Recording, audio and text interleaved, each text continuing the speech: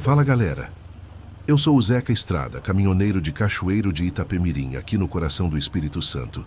Quem me conhece sabe que eu passo a vida na boleia, rodando pelas estradas, mas sempre com um ouvido atento para as histórias que o povo conta.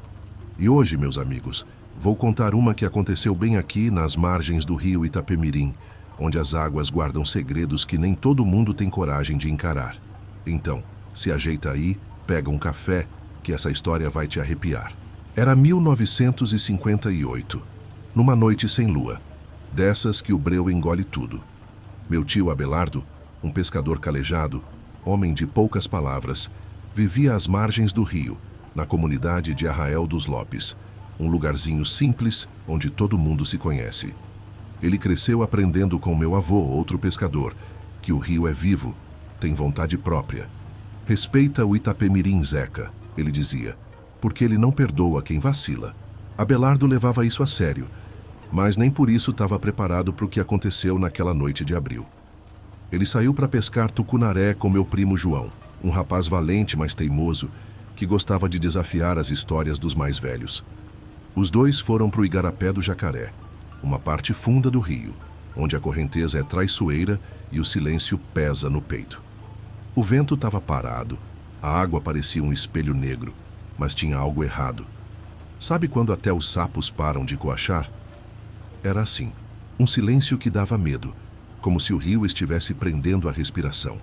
Por volta da meia-noite, um som quebrou a quietude. Era um canto, suave, doce, quase um lamento. Vinha da margem, uma voz de mulher que parecia chamar. João, que nunca resistia a uma aventura, ficou vidrado. "Tá ouvindo, Abelardo? Ela tá chamando a gente", ele disse, já remando na direção do som. Meu tio tentou segurar o primo, mas João era daqueles que não ouve conselho. Quando chegaram perto, viram ela. Uma mulher de cabelos longos, pele clara como a luz do luar, sentada numa pedra meio submersa. O rosto dela era estranho, desfocado, como se a água cobrisse os traços. Os olhos negros, sem pupila, brilhavam de um jeito que gelava a alma. Ela cantava e o som parecia entrar na cabeça, como se puxasse a vontade da gente. João, encantado, pulou do barco sem pensar duas vezes. Abelardo gritou, mas o primo mergulhou e sumiu na água escura. A mulher virou para o meu tio, parou de cantar e por um segundo o silêncio foi pior que o canto. Depois ela simplesmente dissolveu no ar como se nunca tivesse existido. Abelardo, tremendo, remou de volta sozinho, quase sem forças. 2 dias depois, encontraram o corpo do João a 15 quilômetros dali, boiando de barriga para cima, com os olhos abertos e a boca cheia de barro. Meu tio nunca mais pescou à noite. Ele dizia que era a mareia, um espírito das águas que canta para levar os homens para o fundo. Outros falavam que era só ilusão do mato, mas Abelardo nunca mais foi o mesmo. O olhar dele mudou, como se carregasse o peso daquele canto. E essa história, meus amigos, é só o começo do que o rio Itapemirim esconde. Aqui em Cachoeiro, a gente aprende desde cedo. Tem coisas que é melhor não tentar entender. E aí, galera, prontos para continuar essa história? Eu sou o Zeca Estrada e hoje a gente vai mergulhar mais fundo nos mistérios do rio Itapemirim, aqui em Cachoeiro de Itapemirim. Depois do que aconteceu com meu tio Abelardo e o primo João, a comunidade de Arraial dos Lopes nunca mais olhou para o rio do mesmo jeito. Mas o Itapemirim não para de contar suas histórias, e a próxima que eu ouvi foi de um barqueiro chamado Romaldo, um homem que conheci nos anos 60, quando eu ainda era moleque.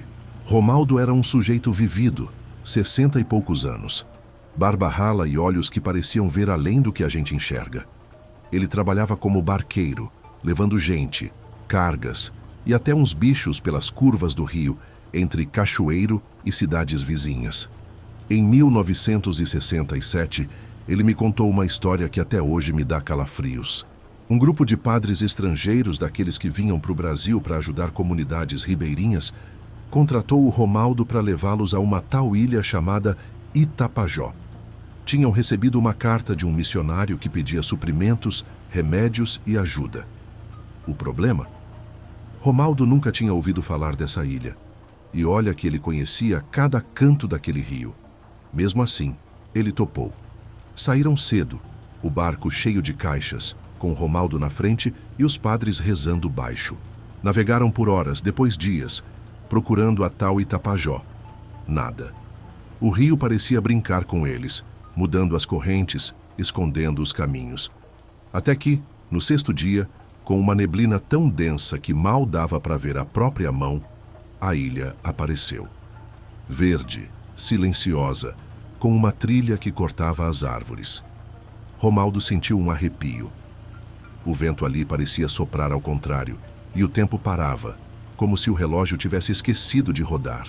As aves não cantavam, e vozes estranhas pareciam vir debaixo da terra. Os padres desceram confiantes e seguiram pela trilha. Romaldo ficou no barco, mas o medo foi crescendo. Passaram 3 horas, depois 4, e nada dos padres voltarem. Ele gritou, chamou, mas só o silêncio respondia. Desesperado, pegou o facão e entrou na ilha. Encontrou pegadas que paravam de repente, como se os padres tivessem sumido no ar. No fim da trilha havia um altar de pedra, coberto de raízes secas. Sobre ele, uma cruz invertida e penas negras espalhadas no chão. Perto, 3 batinas rasgadas, cheias de um lodo que fedia a podre. Romaldo correu de volta para o barco e, quando olhou para trás, a ilha tinha sumido. Ele passou anos procurando Itapajó, com mapas, barcos, até levou outros barqueiros. Nunca achou. Guardou uma das batinas, que até hoje está com aquele lodo que nunca seca. Romaldo dizia que aqueles padres foram chamados por algo que não era de Deus. E enquanto ele contava isso, seus olhos tremiam, como se ainda visse a ilha no fundo da mente. Aqui em Cachoeiro, a gente começou a falar da ilha que não existe, um lugar que aparece só para quem não deveria encontrar. E agora, galera, segura o coração, porque a próxima história vai mexer com a gente ainda mais. Fala, galera, Zeca Estrada de novo, direto de Cachoeiro de Itapemirim, trazendo mais um pedaço dessa história que não me deixa dormir. Depois do canto da mareia que levou meu primo João e da ilha que engoliu os padres, o rio Itapemirim já tinha fama de assombrado. Mas a história que vem agora é de arrepiar até os mais corajosos. É sobre um menino chamado Miro, que apareceu na vila de Barreiral do Cajá, aqui pertinho, e mudou tudo. Era 1962, e eu tinha uns 10 anos. Barreiral do Cajá era uma vila pequena, onde todo mundo sabia da vida de todo mundo. Um dia uma canoa veio à deriva pelo rio, trazendo um menino de uns 5 anos sozinho. Ninguém sabia de onde ele vinha, nem quem eram os pais. Dona Zelina, uma viúva de coração grande, resolveu cuidar do garoto e deu o nome de Miro. Ele era diferente. Nadava como adulto, falava pouco e os olhos... Meu Deus, os olhos dele mudavam de cor, às vezes verdes, às vezes cinza, como se o rio morasse dentro dele. As coisas estranhas começaram logo. Quando Miro estava por perto, os peixes sumiam das redes. As marés do Itapemirim mudavam rápido demais, sem explicação. À noite, a gente ouvia risadas vindo do rio, mas não era risada de criança. Era algo profundo, que parecia subir do fundo da água. O povo começou a desconfiar. Esse menino não é normal, diziam. Dona Zelina defendia o garoto, mas até ela parecia com medo às vezes. Miro cresceu rápido e aos 12 anos já era temido na vila. Uma noite, durante um jogo de bola, um homem chamado Zé do Carmo xingou o Miro por causa de uma jogada. Zé era grandalhão, valente, mas no dia seguinte, a canoa dele foi encontrada virada, amassada, como se algo gigante tivesse se enrolado nela. Zé sumiu. Nem os ossos acharam. A vila ficou em choque e o nome do Miro passou a ser sussurrado com medo. Eu, moleque curioso, fui pescar com ele uma vez contra a vontade do meu tio Abelardo. No meio do rio, Miro ficou parado, olhando a água.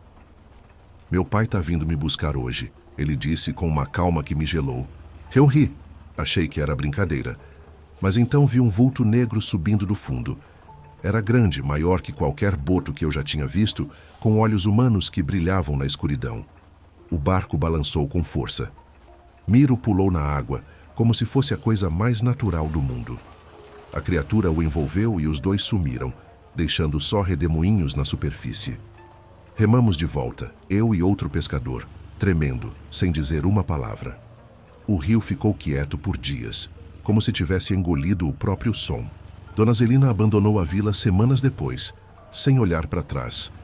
O povo dizia que Miro era filho do Boto Preto, um espírito vingativo que protege o rio e cobra caro de quem o desafia. E agora, galera? O que será que o Itapemirim ainda guarda? E aí, galera? Zeca Estrada aqui, fechando essa história direto de Cachoeiro de Itapemirim. O rio Itapemirim já tinha levado meu primo João, escondido a tal ilha de Itapajó, e agora trazido o Miro, o menino que ninguém explica.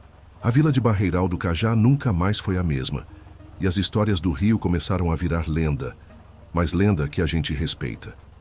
Hoje, vou contar como tudo isso terminou, ou pelo menos como a gente acha que terminou, porque o Itapemirim não entrega todos os segredos. Depois que o Miro sumiu com aquele boto gigante, a vila tentou voltar à rotina, mas o medo ficou. Pescadores pararam de sair à noite e as crianças não brincavam mais perto do rio.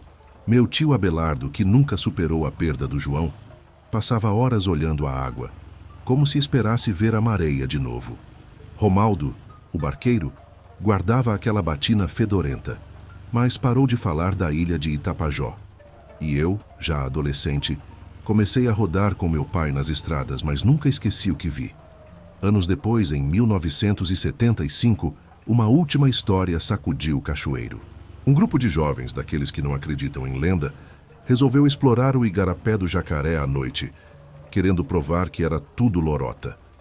Eles saíram rindo, com lanternas e um rádio tocando alto. Só um voltou, o Carlinhos, com o cabelo embranquecido e sem falar coisa com coisa. Ele dizia que ouviu um canto, viu uma mulher na pedra e um vulto negro na água. Os outros 3 nunca foram encontrados. Nem canoa, nem corpos, nada. O rio Itapemirim, galera, é assim. Ele dá, ele toma. Meu tio Abelardo morreu em 1980, sem nunca mais pescar à noite. Romaldo vendeu o barco e virou motorista, como eu, mas levava aquela batina para todo canto, como se fosse uma prova do que viveu. E o Miro? Dizem que, de vez em quando, alguém vê um menino nadando no rio com olhos que mudam de cor. Outros juram que ouvem risadas à noite vindo do fundo da água. Eu mesmo, numa das minhas viagens, parei na ponte do Itapemirim e senti um arrepio, como se o rio me olhasse de volta. O que eu acho disso tudo? Acho que o rio tem vida, tem memória. A mareia, a ilha, o Boto Preto, talvez sejam só histórias para explicar o que a gente não entende. Ou talvez sejam verdades que a gente prefere não encarar. Aqui em Cachoeiro, a gente aprende a respeitar o Itapemirim, porque ele não perdoa quem duvida. E vocês, o que acham? Já ouviram uma história assim? Já sentiram o rio te chamar? Conta aí nos comentários que eu quero saber. Se curtiu essa história, deixa o like, se inscreve no canal e ativa o sininho para não perder as próximas. Aqui é o Zeca Estrada, trazendo as lendas que o Brasil esconde. Até a próxima, galera!